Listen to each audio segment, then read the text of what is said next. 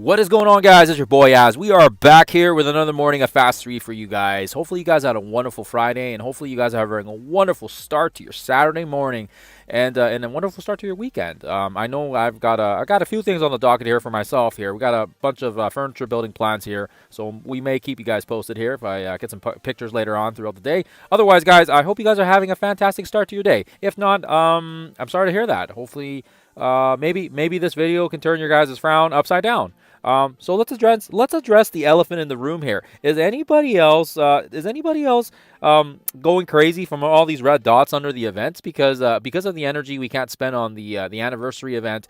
We can't we can't get rid of the red dots, and it's absolutely driving me crazy.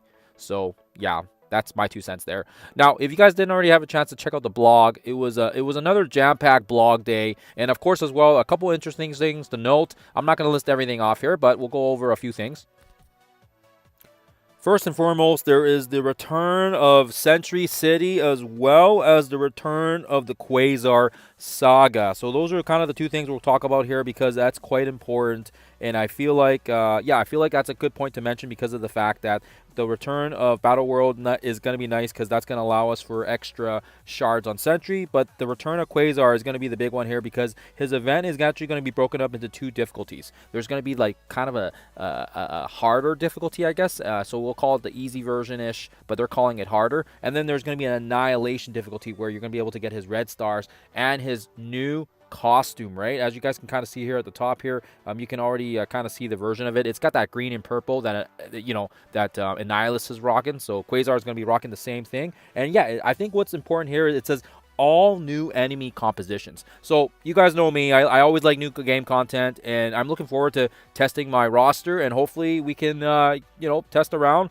mess around, and hopefully get some new costumes, get some red stars as well. We already got the red stars on Quasar, but you never know, maybe my baby account get some other freebies and goodies there as well here. So again, other than that, the blog was pretty, so-and-so. Wasn't anything crazy. The last thing I will kind of mention on here is the fact that they did kind of hint out that there is 100 shards of the OG Thanos. Now, usually they like to give out little shards of the next team or some sort of, like hint on what the next team may be. And last time we had Jessica Jones, we had Daredevil.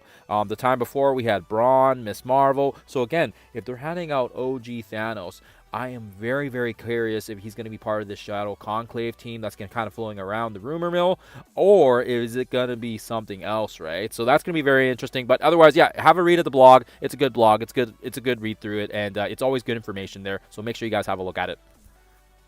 So that is the first point. The second point here is the fact that we finally have the farmability of the immortal weapons. And this is kind of nice. Like I said, we were expecting it. I didn't think it was going to be on Friday. And again, I don't know how many shards we have on Steel Serpent. But here, let's open one up and see what we get.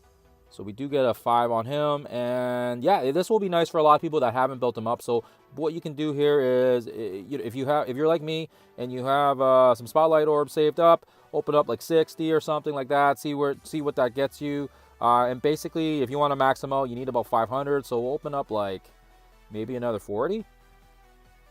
And we'll see if that takes us to 500. Yep, so that takes us over 500. And you'll get other shards as well here. But again, just keep... the important thing here is to keep the spotlight orbs full, so that way when the next character comes back, then you're able to maximize as well. And that means Swordmaster will be replacing Omega Sentinel as well in the campaign nodes, so make sure you guys are farming him up. And especially for people that are, I think people are kind of thinking about using him for Professor Xavier, so he could be a potential slot in as well. And remember, guys, the Blast Star and the Thunderstrike sagas will also return as well here, so he will come in handy, I think, for sure, depending on how they decide to re-release Thunderstrike, and if he comes back with the Thunderstrike raids as well. So keep that in mind.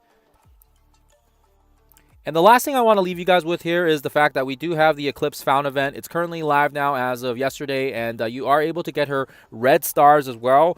And really, I feel like the best value for your buck is probably going with the, depending on if you have Winter Guards or Champions built up, but either going for the 3 or the 4 is probably the best value, because once you get into the 5, you're going to need Winter Guard, and then it kind of alternates between the Champions and the Winter Guard, which isn't really, I don't like how they did that. It was a little bit more friendly on the yellow stars, because you could kind of interchange and use which teams, but this one basically forces you to use either 5 full Champions or 5 full Winter Guard. And yeah, I'm not a big fan of it, so obviously I'm not going to get too many red stars on it, and it's it is the way it is. We have too much going on with the Annihilus saga happening, and all this other stuff with the announcement of the Age of Fear, if you guys would have seen some of my other videos. And yeah, there's just no way we're going to be inputting this in there, because yeah, it's just not really cool for that. So anyways, yeah, that's just my 2 cents. That's where my priorities are, and if you guys are pushing hard on the yellows and you want to go for the reds as well, then by all means go for it, guys. That is your decision, and your decision alone to make. One last final thing I want to leave you guys with here, and let you guys kind of mull it over here over the weekend, is the fact that we had the confirmed data mines here, guys. Shout out to Rage, my boy, you've done it again.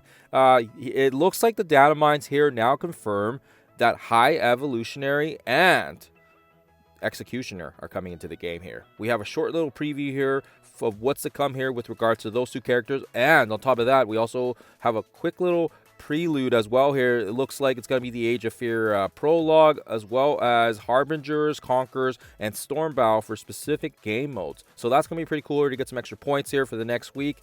And guys, remember, if you guys would have seen some of my footage from yesterday, we had actually, thought maybe this mysterious new character is the fact that it's the Enchantress. The Age of Fear is coming with an epic narrative thread that carries throughout the year.